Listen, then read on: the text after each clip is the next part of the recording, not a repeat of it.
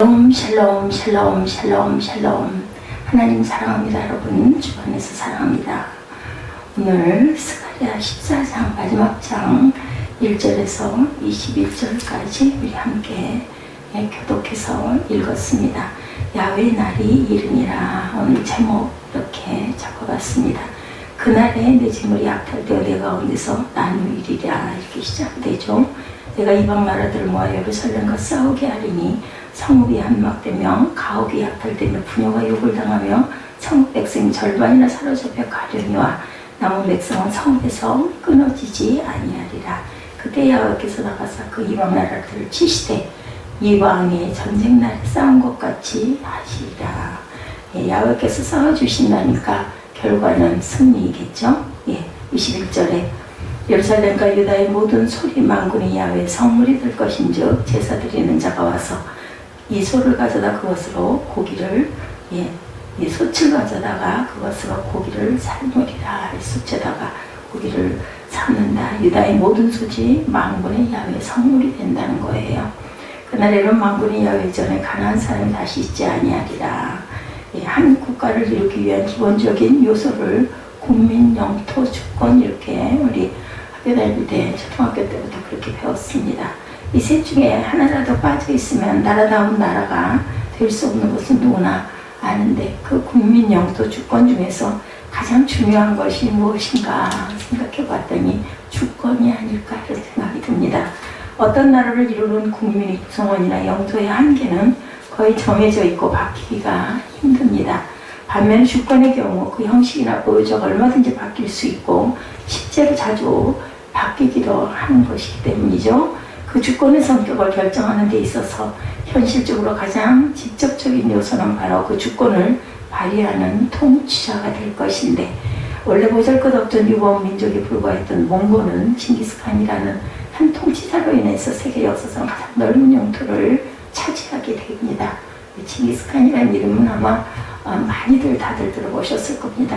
김일성과 김정일 그리고 이제 김정은으로 이어지는 세습 독재 정권 하에 있는 북한은 사상 최악의 국가를 할 만한 비극을 또한 겪고 있고, 실제로 한 통치자가 그 나라 전체의 현실이나 미래를 얼마나 크게 좌지우지하는지는 세계사를 통해서 볼 때 아주 확연하게 명백하게 드러나는 현상이죠. 하나님께서는 장차 오실 메시아를 통해서 이루어질 하나님의 영원한 왕국을 스가랴 선지자를 통해서 오늘 예언해주고 계시는데, 이 왕국은 바로 교회이죠. 이 왕국의 국민은 성도입니다.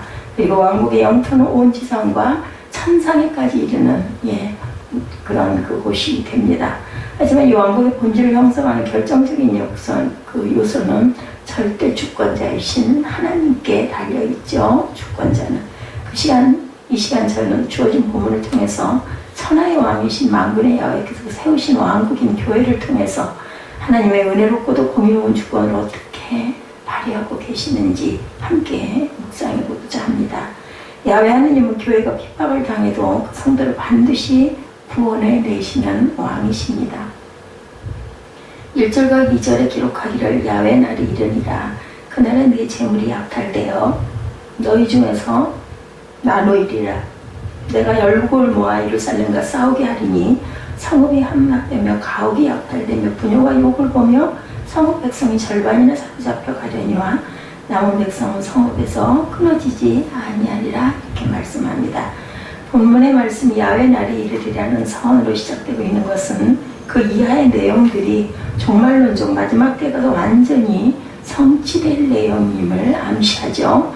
그리고 이런 종말론적 계시들은 대부분 상징적인 언어로 기록되어 있으며 이 스가랴서의 본문 역시 마찬가지입니다. 그러므로 여기서 말하는 예루살렘 역시 실제 지명을 가리키는 말이 아니라 신학의 교회를 가리키는 말이다. 이 예루살렘이라는 것은 여기서 우선 그 예루살렘이 적군의 공격 앞에 파괴당한 노숙으로 우선은 묘사가 됩니다.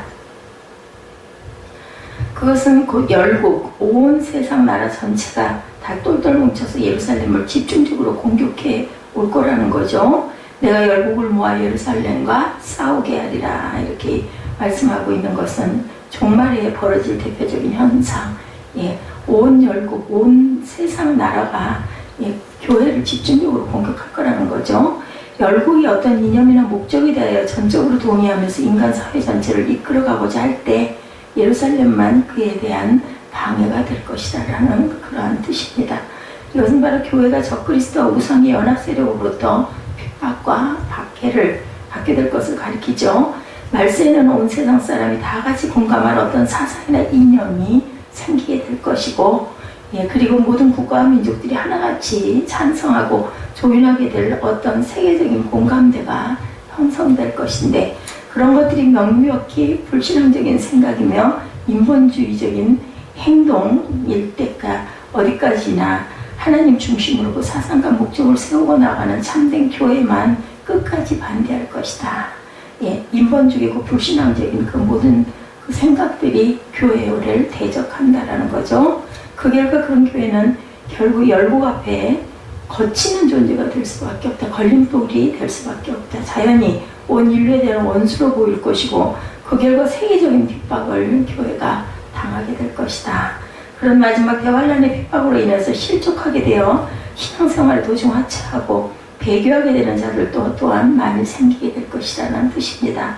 하지만 그런 와중에서도 하나님께서는 그 남은 백성은 성읍에서 끊쳐지지 않게 지켜주실 것이라고 말씀하죠. 3절부터 5절 말씀이죠. 그때 야훼께서 나가사 그 열국을 치시되 이방 전쟁날에 싸운 것 같이 하시리라.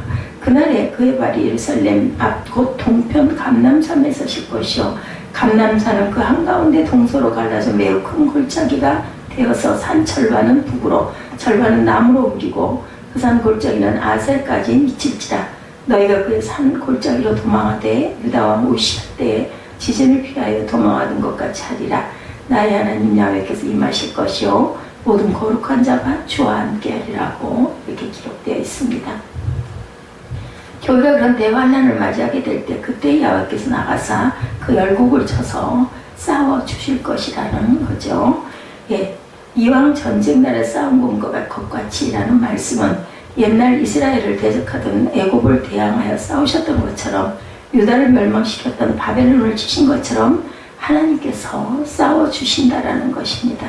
즉 그런 열국들의 박해가 예루살렘을 향해 엄습해 올 때 하나님께서는 이전에도 당신의 선민과 택자를 위해 행해 주셨던 그대로 친히 나타나서 그 열국들을 치시고 당신의 남은 백성들을 보호해 주실 것이라고 약속해 주신 것인데, 그의 발이 예루살렘 앞 곧 동편 감람산에 서실 것이라고, 이 감람산은 예루살렘보다 지형적으로 더 높은 산이기도 합니다. 그러므로 예루살렘이 적군의 공격을 당할 때 감람산 쪽은 피신하기가 오히려 힘든 그러한 방향이죠. 그렇지만 하나님께서는 바로 그 감람산의 모든 거룩한 자, 즉 천군 천사를 대동시키시고 임하셔서 그 강한 가운데서 동서로 갈라져 큰 골짜기가 되도록 만들 것이다, 이렇게 말씀을 하시죠. 도저히 피할 길이 없어 보이던 그곳에 그처럼 완전한 탈출구를 열어주시겠다라는 겁니다. 이것은 마치 옛날 출애굽한 이스라엘 백성이 앞길을 완전히 막아버리고 있던 홍해를 두 쪽으로 갈라주셨던 것처럼 그런 모습을 연상시키는 말씀인데, 그 결과 지진을 피하여 도망하는 사람들이 가장 빠르고 안전한 길을 찾아가듯이 하나님께서는 성도들이 환난과 핍박을 당해도 반드시 피할 수 있는 길을 이처럼 완벽하게 예비해 두고 계시다. 하나님께서 교회가 환난과 핍박을 당할 때 택하신 성도를 지키고 구원해 주시는 방법은 이처럼 오명하고 완벽하다. 로마 제국이 교회를 향하여 그처럼 대대적인 박해를 가해왔을 때 하나님께서는 바로 그 로마 제국 자체가 아예 기독교를 국교로 인정하도록 만드셨습니다. 하나님께서 일제가 우리나라의 기독교를 박해하면서 옥중에 갇혀있던 교회의 지도자들을 완전히 몰살시키려고 작정해 놓았던 날 며칠 전에 극적으로 8.15 해방이 일어납니다. 최악의 무신론 제국인 공산주의가 조국 대한민국을 완전히 잡아먹기 일보 직전에 기독교 신자였던 메가드 장군의 인천 상륙 작전을 통해서 며칠 전에 기사회생의 구원을 얻게 해주시기도 하셨죠. 도저히 피할 것 없어 보이는 절망적인 상황에서도 하나님께서는 교회와 성도를 위해서 오히려 감람산 한가운데를 갈라서 길을 열어주신 것이다 라는 것을 우리가 역사를 통해서도 알 수가 있습니다. 교회를 향한 세상 열복의 박해가 한때 아무리 하늘 높은 줄 모르고 날지어도 야훼 하나님께서는 당신의 속한 백성들을 위해서라면 산을 갈라 골짜기가 되게 해주시고 바다를 나누어 마른 땅이 되게 하셔서라도 끝까지 기적적인 구원의 길을 베풀어 주시는 믿음직한 주권자임을 확신하는 저와 여러분들이 되시기를 주님 이름으로 축복합니다. 야훼 하나님은 교회를 통해서 성도에게 복을 내리시며 또한 영광을 받으시는 왕이시다. 우리가 첫 번째 봤을 때 뭐라고 말씀하고 계세요? 교회가 대환란을 맞게 될 때 하나님께서는 야훼 하나님께서는 교회가 핍박을 당할 때 성도를 반드시 구원해 주시는 왕이 되시고, 두 번째는 교회를 통해서 성도의 복을 내리심으로 영광을 받으시는 왕이 되시고, 지켜주시는 왕, 그리고 복을 내리시는 왕. 6절과 8절에 그날에는 빛이 없겠고 광명한 자들이 떠날 것이라. 야훼 하시는 한 날이 있으리니 낮도 아니요 밤도 아니라 어두워갈 때 빛이 있으리로다. 그날에 생수가 예루살렘에 솟아나 절반은 동해로 절반은 서해로 흐를 것이라. 여름에도 겨울에도 그러하리라. 이렇게 기록되어 있습니다. 빛도 없고 광명한 자들이 떠나는 날이란 표현은 바로 이 세상의 빛이나 영광이 사라지게 되는 날을 뜻합니다. 그런 빛들이 필요 없게 되는 이유는 낮도 아니요 밤도 아닌, 즉 시간 관계없이 비치는 새빛이 나타나게 될 것이다. 우리가 빛은 낮에 비치고 밤에는 어두워지는데 그거하고 관계없는 빛이 나타난다. 이 빛은 어두워갈 때 있는 빛, 다시 말해서 모든 어두움을 완전히 없애버리는 그러한 완전하고 영원한 빛이다. 요한계시록 21장 23절에 기록된 그 성은 해나 달의 비침이 쓸데없으니 이는 하나님의 영광이 비치고 어린 양이 그 등이 되심이라는 말씀을 연상시키는 내용입니다. 하나님의 영광의 빛이 세상에 비추게 될 때 그것을 볼 줄 아는 사람은 세상의 다른 빛이나 영광은 도저히 그에 비길 수도 없게 되죠. 하나님이 그 밝으심 아름답고도 어미로우신 거룩하시고도 영화로우심을 보게 되면 세상에 어떤 빛도 그보다 밝을 수도 없고 어떤 사람이 어떤 영광도 갖다가 비교할 수가 없다라는 겁니다. 그런 하나님께서 베푸시는 복 또한 한없이 크고 원대하고 풍성하게 된다. 그날에 생수가 예루살렘에서 솟아나서 절반은 동해로 절반은 서해로 흐를 것이다. 예루살렘에 있는 작은 샘물 하나가 동쪽의 사대와 서쪽의 지중해에 물을 흘려보낸다고 해보았자 양이 얼마나 되겠습니까?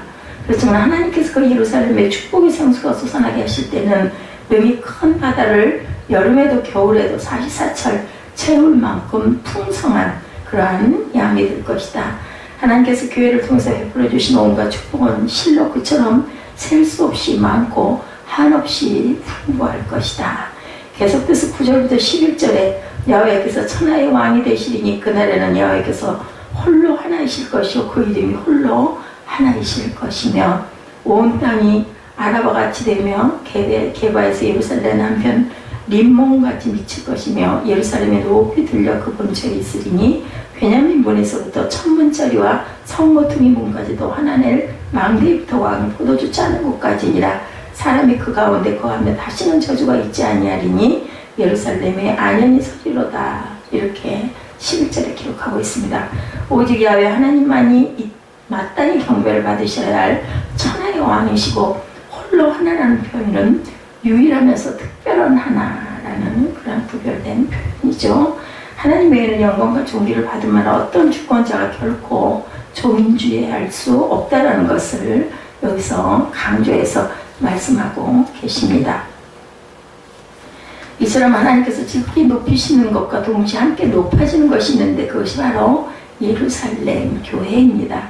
온 땅이 아라바 같이 되리라는 말은 온 땅이 아라바 지역같이 낮아진다라는 뜻입니다. 예루살렘의 북쪽 지역인 게바와 남쪽 지역인 림몬에 이르기까지 온 땅이 그처럼 낮아지게 되면 그 결과 예루살렘은 저절로 가장 높은 지역이 될 것이다. 모든 지역들이 전부 낮아지면 예루살렘은 당연히 높겠죠. 바로 그 결과 예루살렘이 높이 들려 그 본처가 될 것이다라는 겁니다. 베냐민 문부터 왕의 포도주 짜는 곳까지 이어진 여러 지명들은 바로 예루살렘 성 사면을 가리키고 있습니다. 예루살렘 전체는 원래 있던 자리에 안연하게 서게 될 것인데 그 사방 팔방이 낮아지게 되므로 자동적으로 예루살렘은 가장 높은 곳으로 드러나게 될 것이다. 하나님께서 이처럼 당신의 왕국인 교회를 귀히 여기시고 이 지상의 다른 어떤 곳보다, 다른 어떤 단체보다, 다른 어떤 나라보다 하나님께서는 교회를 최고로 높여주고 계심을 오늘 본문에서 볼 수가 있습니다.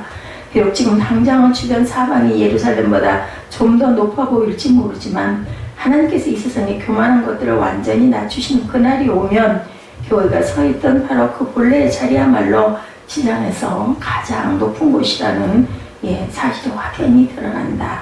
그리고 수원은 반드시 높은 곳에 있는 것처럼 하나님께서도 이 지상의 가장 높은 곳인 교회를 통해서 축복의 샘물이 흘러나오도록 해주고 계신다.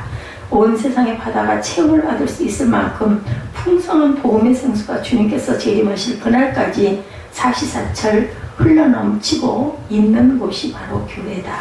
그리고 교회를 통해서 바로 이런 은혜와 축복을 체험한 성도들이 또한 바로 그 교회를 통해서 하나님의 이름만을 홀로 높이고 하나님만을 천하의 왕으로 온 우주의 유일한 절대 주권자로 받들어 섬기게 될 것이다. 하나님께서 바로 이렇게 교회를 통해서 당신의 빛을 바라고 계시고 교회야말로 하나님의 축복이 넘쳐흐르는 근원주의 동시에 야훼께서 당신의 밝고 영광스러운 빛을 온 세상을 향하여 바라고 계시는 가장 높은 곳임을 깨달는 저와 여러분이 되시기를 주님의 이름으로 축복합니다. 세 번째, 이하여 하나님은 교회 중심으로 사는 성도를 끝내 완전한 성화에 이르게 하시는 분이다.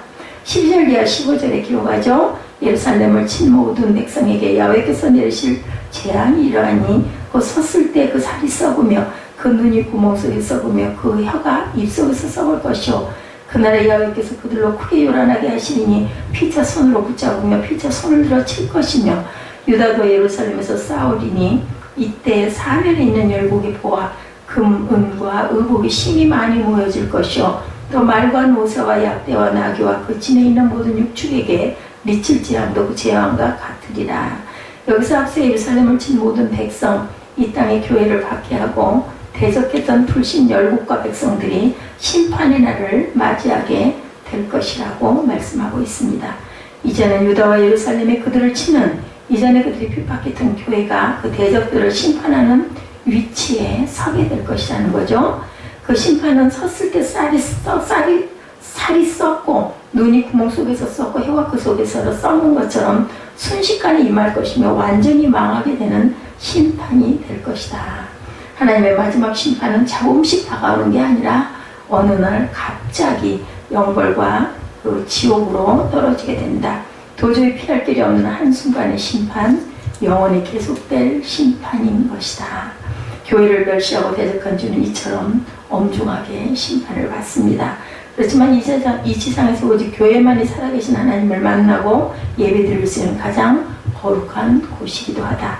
바로 그 사실을 또 16절부터 19절의 말씀에 예루살렘을 치러왔던 열국 중에 남은 자가 해마다 올라와 그 왕 만군의 야훼께 숭배하며 초막절을 지킬 것이라.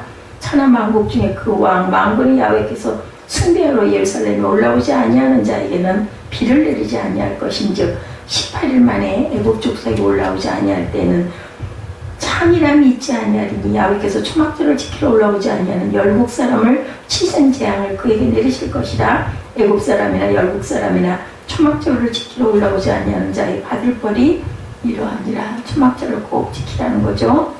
그 남은 자는 예루살렘을 치러갔던 열국 중에 있을 것이다. 즉 예루살렘 안에 있는 사람 중에도 배교하고 돌아서는 절반이 있고 예루살렘을 대적하는 사람들 중에도 나중에 가서 오히려 회개하고 하나님이 남겨두신 자, 구원받을 자가 있을 것이라는 거죠.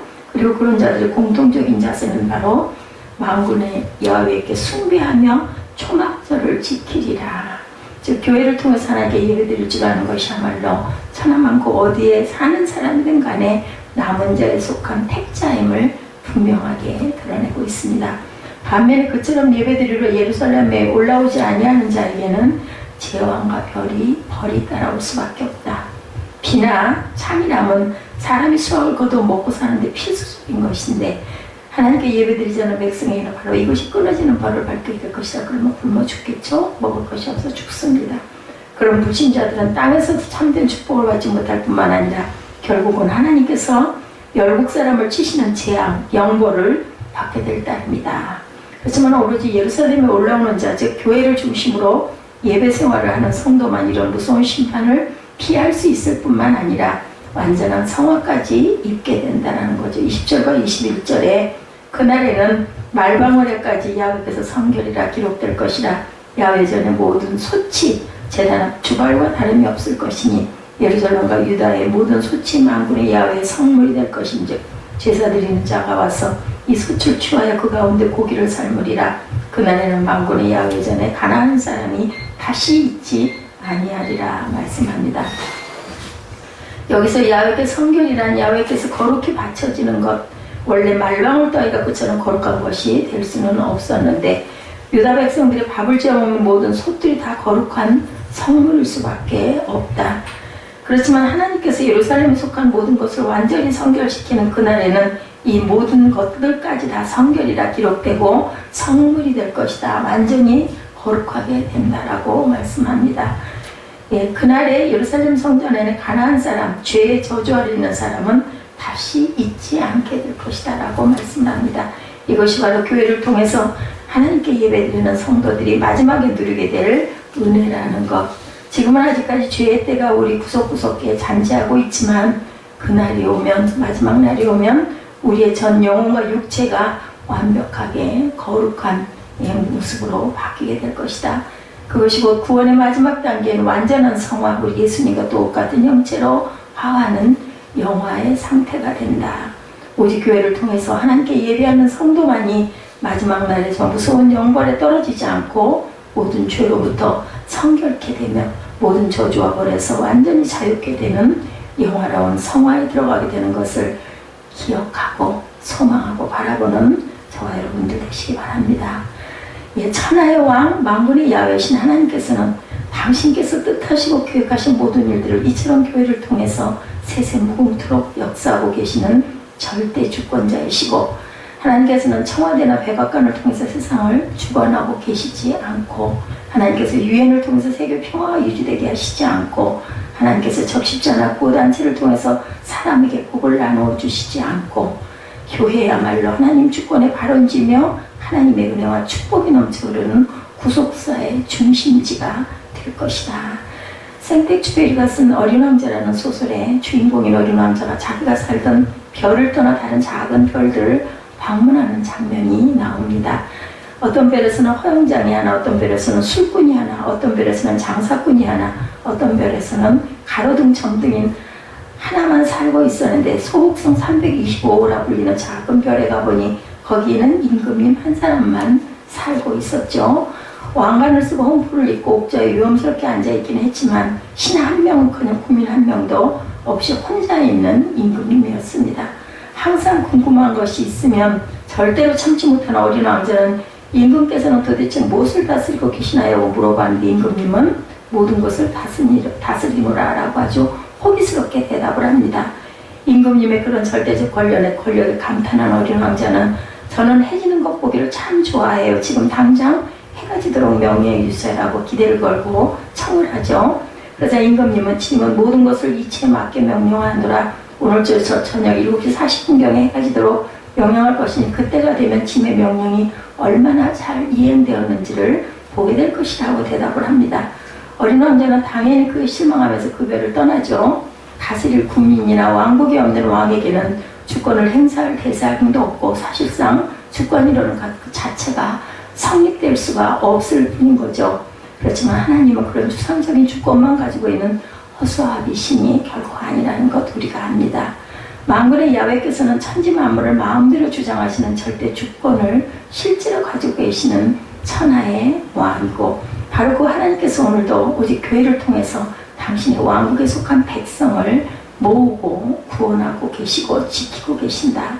하나님께서는 오로지 교회를 통해서 영육간에 온갖 축복을 넘치도록 베풀어 주시는 가운데 하나님의 영광을 높이 드러내고 계십니다.